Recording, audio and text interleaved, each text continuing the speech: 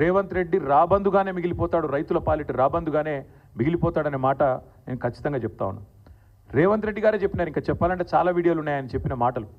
December 3కు ముందు తీసుకుంటే 5,000, December 3 తర్వాత తీసుకుంటే 7,500 రూపాయలు ఇస్తానని చెప్పి ఆనాడు ఎన్నికల కమిషన్కు ఉత్తరం రాసి రైతు బంధు ఆపి సన్నాయి నొక్కులు నొక్కిన వాడు రేవంత్ రెడ్డి. ఆ రోజు 10,000 రూపాయలు కేసీఆర్ గారు 2 పంటలకు ఇస్తుంటే 3 పంటలకు ఇయ్యవా, 3వ పంటకి ఇయ్యవా అని అవహేళన చేసిన వాడు రేవంత్ రెడ్డి. 10,000ను బిచ్చమన్నవాడు, ముష్టి అన్నవాడు రేవంత్ రెడ్డి. మరి ఇవాళ మేము అడుగుతున్నాం, 10,000ను ముష్టి అంటివి, బిచ్చమంటివి, 15,000 ఇస్తానంటివి, ఇవాళ 12,000కు సరిపడి మళ్ళీ అదేదో గొప్ప విషయంలాగా చెప్పుకుంటే సిగ్గనిపిస్తలేదా నీకని అడుగుతా ఉన్నాం. కనీసం మాత్రం చీమగుట్టినట్టన్నా అనిపిస్తలేదా? ఇచ్చిన మాటలు ఈ రకంగా సిగ్గు లేకుండా తప్పుతుంటే కనీసంగా కూడా ఏం అనిపిస్తలేదా అని అడుగుతా ఉన్నాం. ఓడదాటదాకా ఓడమల్లన్న, ఒడ్డుకెక్కినాక బోడమల్లన్న. ఇక అది కాంగ్రెస్ పార్టీ యొక్క వైఖరి మొదటి నుంచి కూడా. రాహుల్ గాంధీ నుంచి మొదలు పెడితే రేవంత్ రెడ్డి దాకా అందరి వైఖరి అదే. నేను అడుగుతా ఉన్నా రాహుల్ గాంధీని కూడా, కష్టం వస్తే వస్తా అంటివి, ఇది నా గ్యారంటీ అంటివి, పిలువుండ్రి వస్తా అంటివి. వాళ్ళ తెలంగాణ రైతులు అడుగుతున్నారు, రాహుల్ గాంధీ గారు ఎక్కడున్నారు మీరు? అసలు మీ ప్రభుత్వం ఇన్ని మోసాలకు పాల్పడుతుంటే, రైతు భరోసాని కూడా ఇవాళ రైతు నిరాశగా మారుస్తుంటే, రాష్ట్రంలోని రైతాంగాన్ని నయవంచన చేసి గొంతుకొస్తుంటే ఎక్కడ ఉన్నావు రాహుల్ గాంధీ? నేను అడుగుతా ఉన్నా.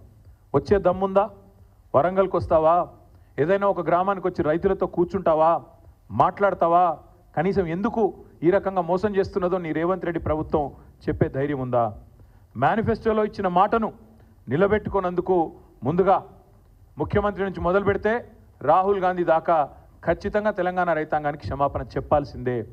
మీరే ఇచ్చినారు వ్యవసాయ డిక్లరేషన్ అని, మీరే చెప్పినారు మాటలు, బోనస్ అన్నారు, ఇంకోటి అన్నారు, చాలా బోగస్ మాటలు మాట్లాడినారు. కానీ వీటన్నిటికంటే దరిద్రం, వీటన్నిటికంటే నికృష్టమైన మాట నిన్న రేవంత్ రెడ్డి గారు మాట్లాడినారు. ఇది పేపర్లో రిపోర్ట్ అయింది, దాని ప్రకారమే నేను మాట్లాడుతూ ఉన్నా. తెలంగాణ కాకుండా ఉమ్మడి ఆంధ్రప్రదేశ్లోనే బాగుండే ప్రభుత్వ ఉద్యోగులకనే ఒక నికృష్టమైన భావదారిద్రపు మాట తెలంగాణ ముఖ్యమంత్రి మాట్లాడడం అనేది ఇది నిజంగా కూడా తెలంగాణ ఆత్మగౌరవాన్ని కించపరచడమే. అసలు నీకు సిగ్గుందా? ఉద్యమంలో ఎన్నడూ రాలేదు కనీసం కలిసి, ఇవాళ సిగ్గు లేకుండా ఆ ముఖ్యమంత్రి పదవిలో కూర్చొని కూడా ఈ భావదారిద్రపు మాట మాట్లాడడానికి ఒక తెలంగాణ బిడ్డవు కదా, కనీసం రేషమని ఉండాలి కదా. ఎక్కడున్న తెలంగాణ ఎక్కడ పోయిందండి? 10 ఏళ్లలో భారతదేశానికే ఆదర్శంగా నిలబడ్డ తెలంగాణను పట్టుకొని ఉమ్మడి ఆంధ్రప్రదేశ్లోనే బాగుండే పరిస్థితులను మాట్లాడడానికి నీకు మనసెట్లు వచ్చింది? నీ రాష్ట్రాన్ని నువ్వే కించపరచడానికి నువ్వు ముఖ్యమంత్రి అనే ఇంగితం కూడా నీకు లేదా? ఆ మాత్రం సోయి కూడా లేదా అని బాధతో అడుగుతా ఉన్నావు. ఒక ముఖ్యమంత్రి పదవిలో కూర్చున్నావు, అదృష్టవంతుడివి నువ్వు. ఎంత గొప్పగా మాట్లాడాలి నువ్వు నీ రాష్ట్రం గురించి, నీ ప్రభుత్వం గురించి కూడా గొప్పగా చెప్పుకోవద్దంటలేదు మేము. కానీ రాష్ట్రాన్ని చిన్నగా చేసి చూపెట్టడం అనే దౌర్భాగ్యం అనేది అయితే ఉందో నిజంగా కూడా బాధాకరం. ఇంకా దారుణం ఏంటంటే, రాష్ట్రాన్ని చిన్నగా చేస్తాడు. ప్రభుత్వ ఉద్యోగుల పరిస్థితి అట తెలంగాణలో బాగా లేకుండానట, ఉమ్మడి ఆంధ్రప్రదేశ్లో బాగుండేనట. ఎందుకు 73% జీతం పెంచినందుకు బాగా లేకుండేనా? లేకపోతే భారతదేశంలోనే హైయెస్ట్ పే స్కేల్ కేంద్ర ప్రభుత్వ ఉద్యోగుల కంటే కూడా అత్యధికంగా జీతాలు ఇచ్చినందుకు బాగా లేకుండేనా? అత్యధికంగా పెన్షన్లు ఇచ్చినందుకు బాగా లేకుండేనా? లేదా ఇదే ప్రభుత్వ ఉద్యోగులు మన రాష్ట్రాన్ని అగ్రభాగాన భారతదేశంలో నిలబెట్టినందుకు బాగా లేకుండేనా? ప్రపంచంలోనే అతిపెద్ద లిఫ్ట్ ఇరిగేషన్ ప్రాజెక్టు కట్టింది ఇదే ప్రభుత్వ ఉద్యోగులు కాదా?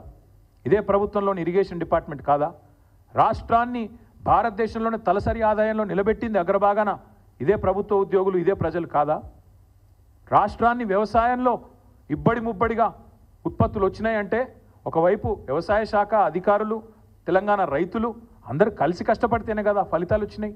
మరి అట్లాంటిది తెలంగాణలో ప్రభుత్వ ఉద్యోగుల పరిస్థితి బాగాలేదు, ఉమ్మడి ఆంధ్రప్రదేశ్లోనే బాగుండే అనే నికృష్టపు మాట ముఖ్యమంత్రి నోట రావచ్చునా? ఇవన్నీ కాకుండా పచ్చి అబద్ధాలు చెప్పడమే వీళ్ళు అలవాటుగా మార్చుకున్నారు. ఎందుకు ఇస్తలేవా రేవంత్ రెడ్డి పెన్షన్లు అంటే పచ్చి అబద్ధం. ఎందుకు ఇస్తలేవా రేవంత్ రెడ్డి 100 రోజుల్లో 6 గ్యారంటీలు అంటే ఆర్థిక పరిస్థితి లేదు, దివాలా తీసినది, నాశనం అయిపోయింది, అప్పుల పాలైపోయింది అని దివాలా కోరు మాటలు మాట్లాడుతున్నాడు ముఖ్యమంత్రి. నేను ఇదే ముఖ్యమంత్రి, ఇదే కాంగ్రెస్ పార్టీ నాయకులు ఎన్నికలకు ముందు మీరు అడిగినారు, రిపోర్టర్లు నిలదీసినారు. మీరు I applaud you, I congratulate you.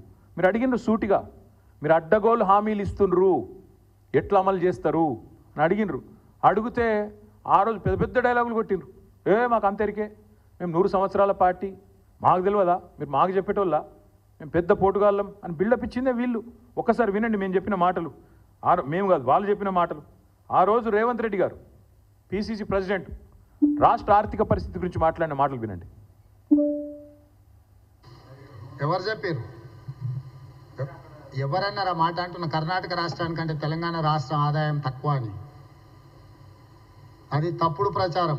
అక్కడ ఉన్నాయి 224 అసెంబ్లీలు. అక్కడ ఉన్న జనాభా ఎంత, రాష్ట్రం బడ్జెట్ ఎంత? ఇక్కడ ఉన్న జనాభా ఎంత, ఈ రాష్ట్రం బడ్జెట్ ఎంత? దేశంలోనే అత్యధిక ఆదాయం ఉన్న రాష్ట్రం తెలంగాణ రాష్ట్రం. దేశంలోనే అత్యధిక ఆదాయం ఉన్న రాష్ట్రం తెలంగాణ రాష్ట్రం. అదేమో ప్రతిపక్షాలు ఉన్నప్పుడు. ఇప్పుడేమో వేరే మాట మాట్లాడి అది కూడా చూపెడతా. బట్టి విక్రమార్క గారు ఇవాళ deputy chief minister and also Nishant sir, మీరు రాష్ట్ర ప్రజల కోసం రకరకాల హామీలు ఇచ్చారు. కానీ ఆ హామీలు నెరవేర్చడానికి అయ్యే ఖర్చు ఇప్పుడు రాష్ట్ర ఆదాయం కన్నా 3 ఉంది. అది రాష్ట్ర లయబిలిటీస్ మీద, రాష్ట్ర అప్పు మీద భారం పడుతుంది. అంటే ఏ యువత కోసం మీరు ఇన్ని హామీలు ఇచ్చారో చివరికి వారి మీదే భారం పడుతుంది కదా. మీరు దీన్ని ఎలా సాల్వ్ చేద్దాం అనుకుంటున్నారు? ముందు ప్రజలకు మేలు చేయాలనేటువంటి సంకల్పం చాలా ముఖ్యమైనది. 2 ఆదాయాలను సమకూర్చుకోవటంలో అపారమైనటువంటి అనుభవం ఉన్నటువంటి కాంగ్రెస్ పార్టీకి ఇది పెద్ద సమస్య కాదు. ఈరోజు రాష్ట్రంలో తీసుకొచ్చినటువంటి 5 లక్షల కోట్ల అప్పుల్లో ఈ కాళేశ్వరం మీద ఖర్చు పెట్టినటువంటి ఆ 80,000 కోట్ల 1,00,000 కోట్ల మధ్యలో ఉన్నటువంటి సంపద ఇప్పుడు అది అవసరం లేదు రేపొద్దున భవిష్యత్తు.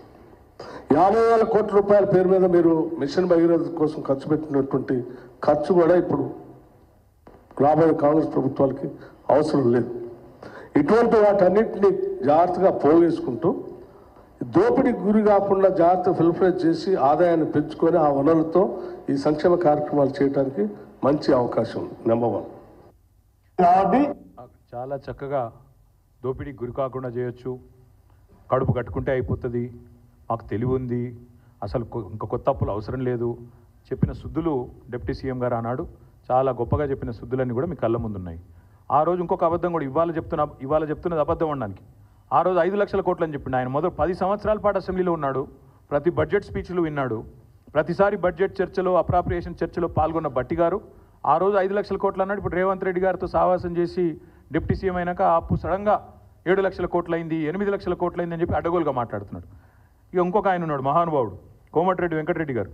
ఇక ఆయన చాలా గొప్పగా చెప్పినప్పుడు ఎట్లా చేస్తారా మీరంటే ఆయన చెప్పింది అది కూడా వినండి.